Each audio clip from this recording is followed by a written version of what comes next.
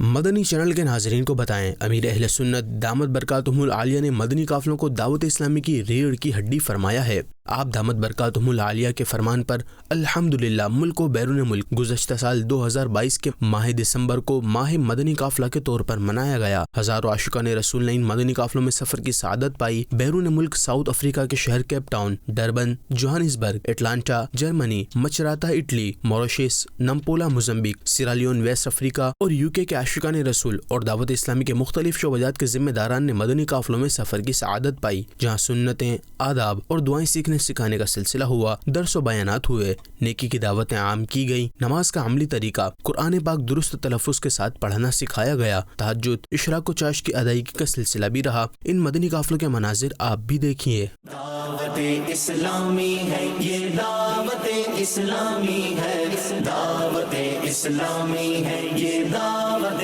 اسلامی ہے، دعوت اسلامی ہے یہ، دعوت اسلامی ہے، دعوت اسلامی ہے یہ، دعوت اسلامی ہے۔ اللہ کی نعمت ہے یہ دعوت اسلامی، آقا کی عنایت ہے یہ دعوت اسلامی، اللہ کی نعمت ہے یہ دعوت اسلامی، آقا کی عنایت ہے یہ دعوت اسلامی، دعوت اسلامی ہے یہ، دعوت اسلامی ہے، دعوت اسلامی ہے یہ، دعوت اسلامی ہے، دعوت اسلامی ہے یہ، دعوت اسلامی ہے، دعوت اسلامی ہے یہ، دعوت اسلامی ہے۔ عاشقان مصطفیٰ کی دعوت اسلامی،